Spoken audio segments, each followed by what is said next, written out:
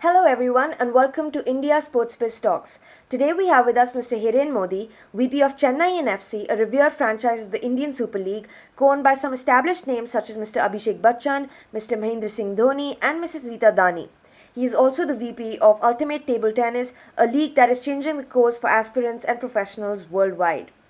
With an array of experience across sports properties, we ask Hiren about how leagues and teams are tackling COVID. Hiren, welcome to the podcast. I'd love Thank for you. you to start off by sharing what a day to day for you looks like, managing or leading initiatives at both on the team side and the league side, and how do you balance Sure. this act? I think it's a very exciting job, and I'm lucky and fortunate to have it to be part of a franchise and at the same time be part of the league. So you can kind of juggle both the hats. Uh, it gets challenging at times, but a typical day would start off by meeting your team members either virtually or on a phone call and trying to figure out what their plans for the day are. I think pre-COVID it was easier. We would meet face to face, and it was easy to work in groups, and we have a very small team. It's more like a family at our company, so it's a very flat organization structure as such, and we all share various job responsibilities. So it's quite exciting to work. So we start off in the morning taking stock of what we need to achieve, and then we start planning for things as they go by. And as you know, right, sports is pretty dynamic, so we face challenges on a daily basis. So it's more like we plan for challenges, so we are not reactive, but we are more affirmative in our approach. So a typical day, I would say, is very challenging, but at the same time, these are challenges we all look forward to, right? And it's in and out of meetings, sponsorship calls. I primarily am more interested in the business aspect of the Chennaiyin FC franchise. So you look at more of setting it up as a commercially successful club. So while we have a team and Vita Dani, who is one of the co-owners along with Abhishek Bachchan and Mahendra Singh Dhoni, well, the owners and our technical team, they look at uh, building the core team, right? Hiring of players and looking at the formation of the team. I look at how do we establish our brand as a football club? How do we reach out to our fans? How do we expand our fan base? And we look at revenues, grassroots. So we've kind of ensured that not everyone takes a lot of load, and we have key people who look at key things in their area of expertise. And when it looks at table tennis, it's more from league side. So we are more. I look at liaising with the franchisees, trying to explain to them what our vision of the game is. At the same time, talking to broadcasters, and figuring out their schedule, basis which we can plan our schedule for the league, looking at players, and looking at the overall ecosystem of how we can develop the sport. Right. So yeah, a typical day includes all of these things. Sometimes you want to pull your hair out, and then there are days where you just love that you're part of this, job. Absolutely. Yeah. Um, I'd love to learn how, of course, with this unfortunate situation that's grappled the whole world, with this Yeah. pandemic, how has that day to day been affected or how has that changed? I think the only change I have seen personally is we can't meet people. So Mm. earlier we used to travel a lot to meet our stakeholders, and now we do that virtually. But sport is such an amazing industry to be in at present, where the preparations before the league or the season starts, I don't think much has been affected. It is once the implementation starts where the actual challenges begin, because you want to look at creating secure bio bubbles, also ensuring that not only your team but people from other teams and other clubs don't abuse that bubble, Mm. because you're as strong as the weakest link, right? So uh, what so I would say before the season starts, I think in the in this scenario right now, it's not too challenging to work. But as soon as the season starts, right? So when you're looking at preseason, you want to ensure that your players are not catching the virus. The entire team is healthy, uh, because at the end of the day, we can't be playing with human life. So I think that is where the challenges will start. So I don't see any change as such right now. Right. Makes sense. Yeah, Just shifting gears a little bit, I'm very sure. curious to see how or to learn how a league for table tennis, a niche sport like table tennis, was conceptualized in India. How did you discover the market for Oh, it? What was the motivations? so it's an interesting story. In our table tennis business, we have two promoters, which is Mrs. Vita Dani and Mr. Neeraj Bajaj. Mr. Neeraj Bajaj is the co-promoter of the Bajaj Group, and at the same time, he is an Arjuna awardee and a three-time national champion for table tennis. Wow. Okay. Whereas in Mrs. Dani's family, her son Mudit is one of an upcoming talent, and you know, I would say a player to look out for to represent India. He is, I think, in the top 200 in the world, and got tremendous potential to excel in the game. So I think Mrs. Dani started promoting Mudit's interest in the game, and Mudit's mentor and guide, Mr. Kamlesh Mehta, he himself is an eight-time national champion, Arjuna awardee, and an Olympian. So, with Mrs. Dani and Mr. Bajaj interacting socially, and Mr. Kamlesh Mehta, who knows both the families well, they started discussing, the where Indian table tennis was stuck and how we could commercially revive the sport. Because if you look at table tennis, I think people across all age groups play it, whether it's a 70-year-old person or a 10-year-old kid, everyone has played the game recreationally. And there was a time in India when stadiums were full. They would come to see people play the game. There would be lines to take autographs of Indian paddlers. But in the middle, just like what happened to hockey, TT just went out of the radar, right? And rightly so. I mean, fans only come when someone starts succeeding at the game. So, you know, there was an idea that if we have to revive the game, build national interest again, and move the interest from being at a recreational level to a playing level and following the sport level, we need to do something. And that's when we started discussions with the Table Tennis Federation of India. And, we entered into a long-term agreement with them to promote the game of table tennis. So we looked at the entire pyramid, right, where we wanted to broad base the game. And one way to broad base the game is to make it visible to millions of people in the country. That's where table tennis comes in, ultimate table tennis comes in. And it has a two-pronged approach. So while you're focusing the league at the base to make people aware of the game, it's also at the pinnacle of the pyramid where you want to create people who start playing recreationally, then at amateur levels, then represent the state, district, and then start going upwards to have an aspiration to play in the league. Right. So that's where we said that let's start thinking about launching a league. We also didn't want to be another Me Too league, right? Because I would say 2000 after the IPL, every sport felt that a league could be the way, right, and make quick bucks. But unfortunately, India is still a cricket dominant country, right? So we wanted to get the model right. We wanted to get good international players to participate in our country, right? And we found that as a challenge earlier. So what we did is we partnered with the International Federation, the IDTF, and under their guidance, we launched and we hosted an world ranking tournament on the World Tour circuit of theirs in 2017. I think it was Jan or OD5.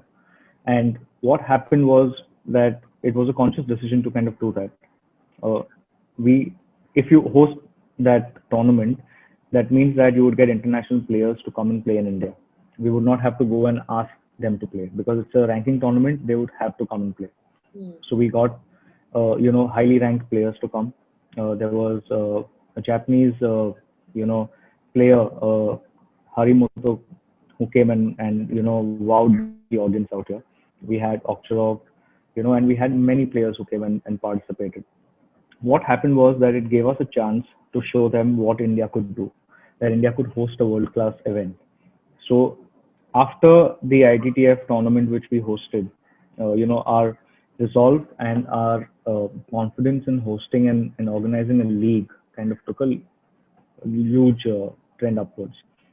The other challenge was that how do we go and convince corporates to be a part of the ecosystem and own the clubs, right?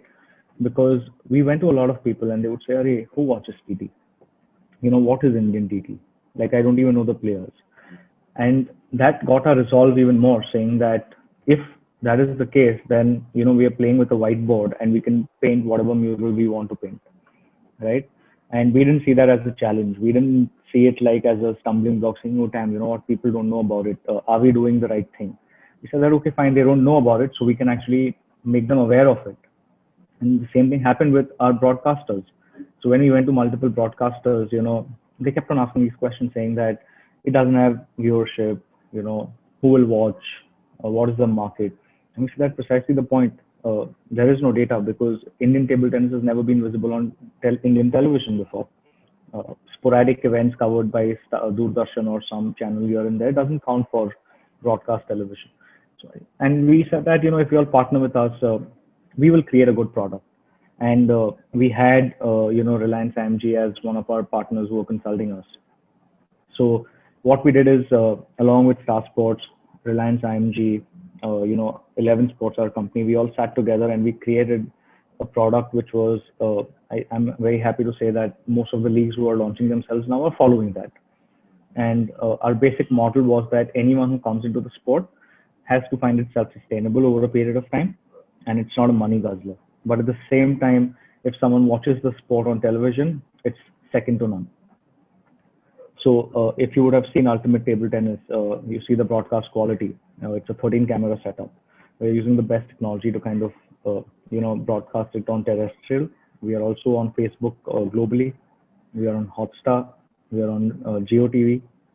So we started with practically having nothing, but then finding really good team owners. So we've got the Kotak family, owning one of the franchise. We have Ronnie Screwwala. He has been a doyen of Indian cinema and broadcast. He owns one of the franchise. We have Mr. Dempo, a very, very respected businessman from Goa who owns a franchise. The idea is that you cannot just launch a league with vested interest of making quick bucks. Right. I think all of us need to have the right intent to develop the sport. And with our co-owners, which is Mrs. Dani and Mr. Bajaj, and our director, Mr. Kamlesh Mehta, I think in an Indian word we call it niyat, which means the backing behind the thought. That was very, very positive and that was very honest. So I think with that we just started off. We faced a lot of challenges, but I think we've done a good job. We started off with just 5 million people watching the league in year one and moved up to at least 15 million in year three. So from a sport never seen on television, in just 3 years reaching to 15 million, I think it's a good achievement. A lot of people in, I would say, normal sports commercial senses say, "Oh, it's only 15 million, right?" Yeah. But it's a sport never seen before, Right. right? And we are showing it like never seen before. So we are very happy. We are very resolved in kind of moving ahead, and it's always upwards is what we are looking at. Interesting. You raised so many interesting points in there. Yeah. I caught one point, definitely caught my interest a lot, was just maintaining a pipeline of players. If you could Yeah. elaborate a little bit on how a league like the UTT is maintaining that pipeline and is honing in on Sure. players, from grassroots and making them come up on these leagues. So, see, a sport is successful as long as you've got a steady pipeline of players, right? And what we are doing is we, from the beginning, focused on having a strong grassroots presence. So we had our national inter-school table tennis championships, which we hosted, where we had at least 5,000 children participating, and then they would, play at the state level. The state champions come for the national championships, which are hosted in a particular city where we fund their travel, their stay, their nutrition. Everything is managed by us, right? And it's a massive expenditure which we take on. The idea is that we have now ultimate table tennis to look up to. So we have these kids who will play at the school level. When they come and see all this and they see that the sport is good, the parents come and see that it's been organized, in a very nice manner. so they can encourage their kid to continue playing. Now we also support some of the best academies in the country. And what happens is that we didn't want to reinvent the wheel. So we went to the academies and we said that what are the challenges you all are facing? So once someone would say that, and these are all coaches who produce like national level players and champions. So they would say that, okay, we miss a physio, or we miss a fitness instructor, or we miss nutritionists or mental toughness coaches. So we said we will provide them to you. You focus on creating the best players and providing them the best coaching, and all the other needs which y'all have, we will take care of them. But you need to kind of do this in a structured manner. You need to constantly maintain progress reports, progress charts, and we'll have Mr. Kamlesh Mehta and our team regularly meet these kids, mentally coach them, ask them about what their feelings are about the sport, challenges they are facing, and mentoring them. So while we have at a broad basing level the championships which we host, and we partner with the School Games Federation of India to organize the national championships also. We then have the academies where kids come and play, and then we support some state associations. And at the same time, through our partnership with the Table Tennis Federation of India, we sponsor the national championships and the zonal ranking tournaments. So it's the complete ecosystem which we manage along under the guidance of the federation. So while the federation organizes the national championships, we ensure that they get the financial support to kind of organize it in a very, very credible manner. And they do an amazing job at it, right? So we have the idea is that pre 2017, that's pre UTT time as an index year which we have, there would be, I would say, 100 people who would participate in national international tournaments, which would be funded by themselves, not by the government. That number we've seen increase by at least 30 to 40%. Right, so we are seeing that more kids are now wanting to play international tournaments through their own money. Yeah. At the same time, we said that while not everyone can play at UTT, we created these city-based leagues, which are smaller version of UTT.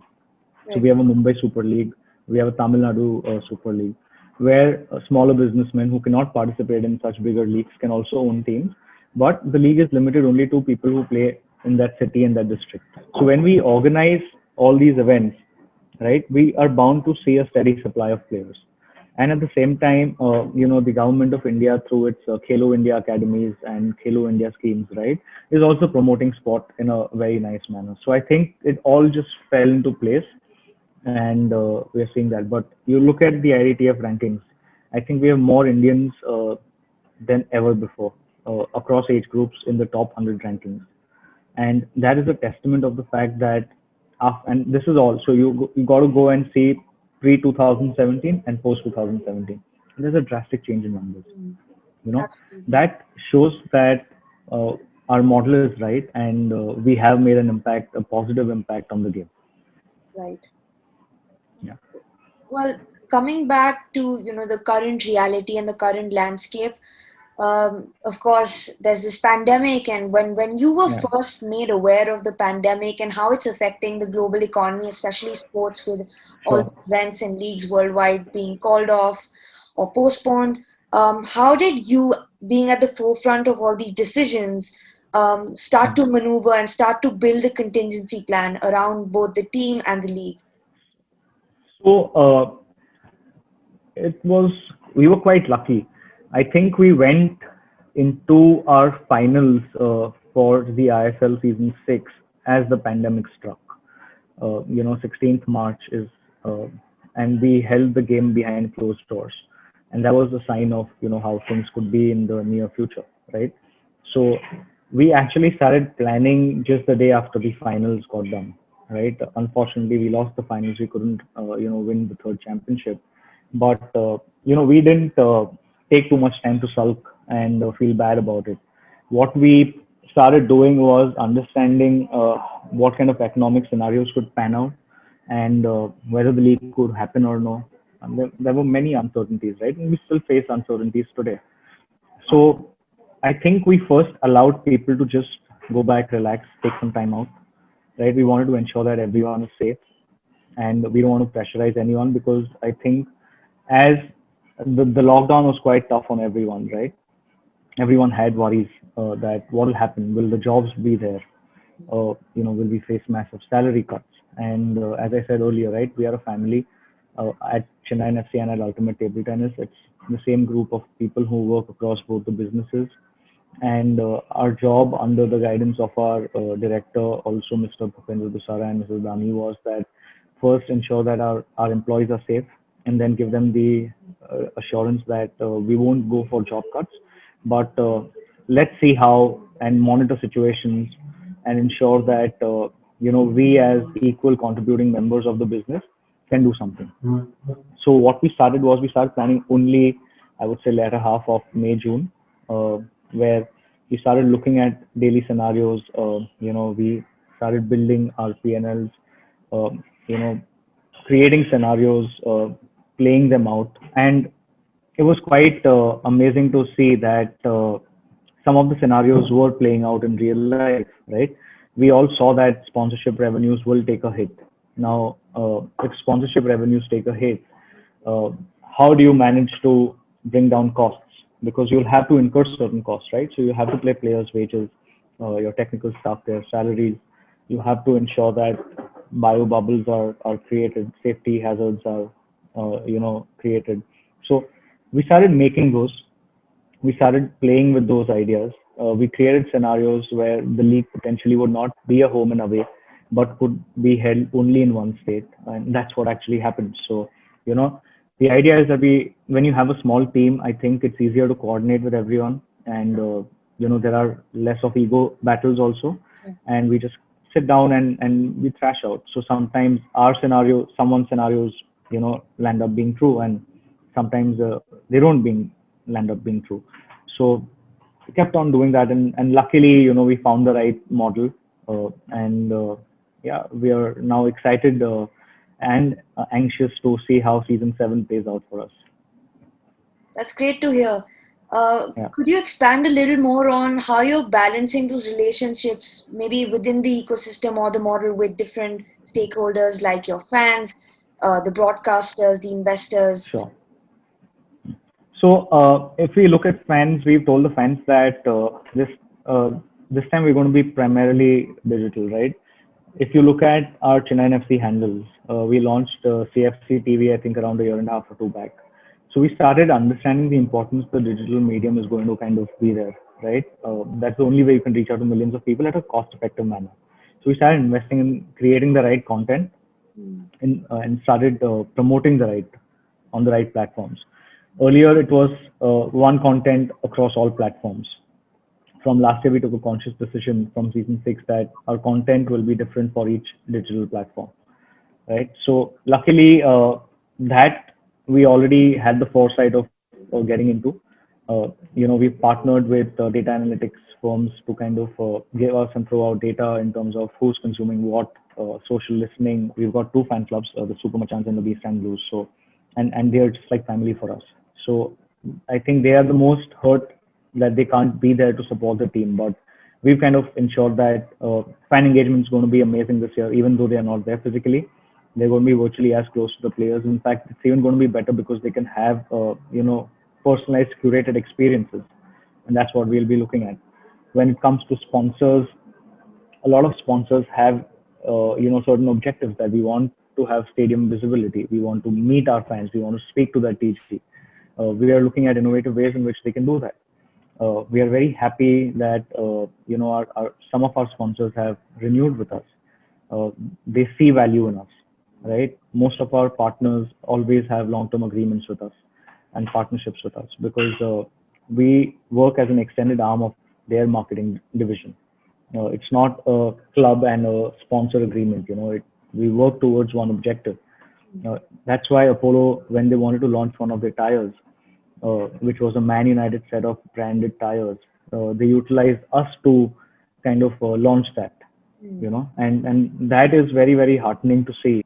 So our objective is always to ensure that, we deliver more than the value. So with sponsors, we've started interacting and started understanding. So, we take them as family. So if they say that this year is a little difficult, so we won't cut them out just because they're paying less money. We always work with them And that's how relationships grow, and that's how business grows at the end of the day. So that's how we are interacting with sponsors, with investors. Uh, we are giving them the assurance that whatever is the budgeted values, for the season, we ensure that if 100 rupees are earmarked for a particular cost, we don't spend that 100 because it's already allowed, permitted to spend so much.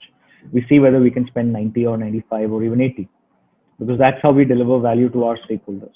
So even though we have a budget approved, we ensure that how can we even save further? So we don't take any rupee which is given to us for granted. We kind of ensure that there is a bang for the buck for whatever we do.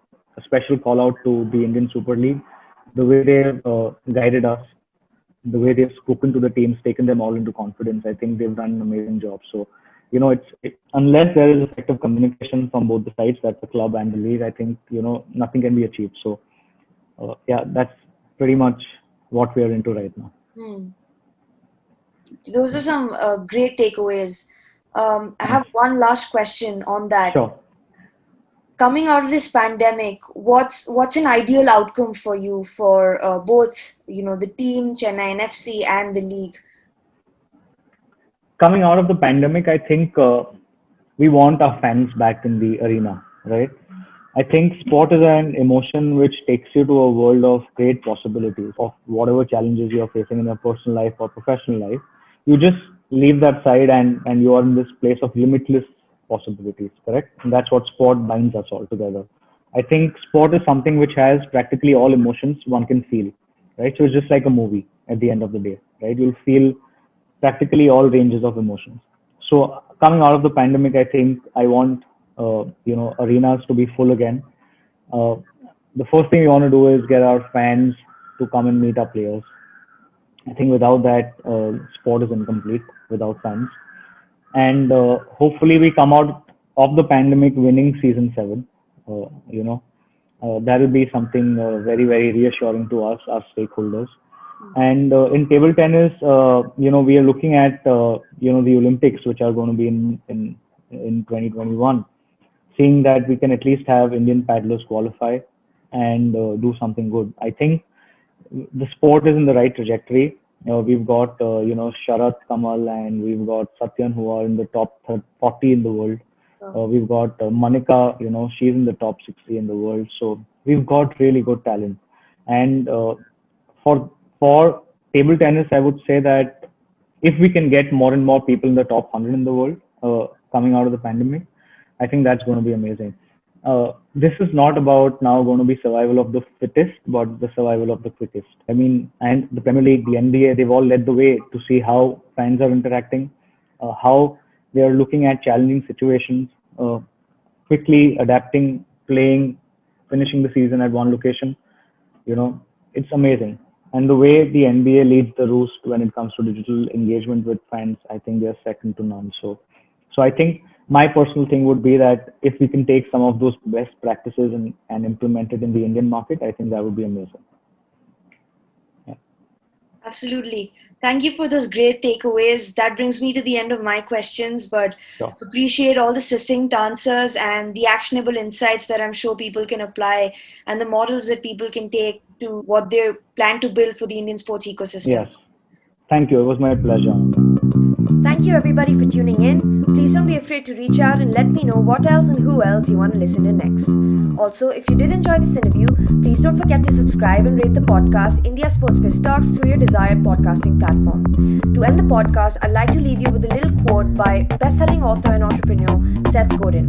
The easiest thing is to react, the second easiest thing is to respond, and the hardest thing is to initiate. With that thought in mind, thank you, and until next time, keep the Josh high.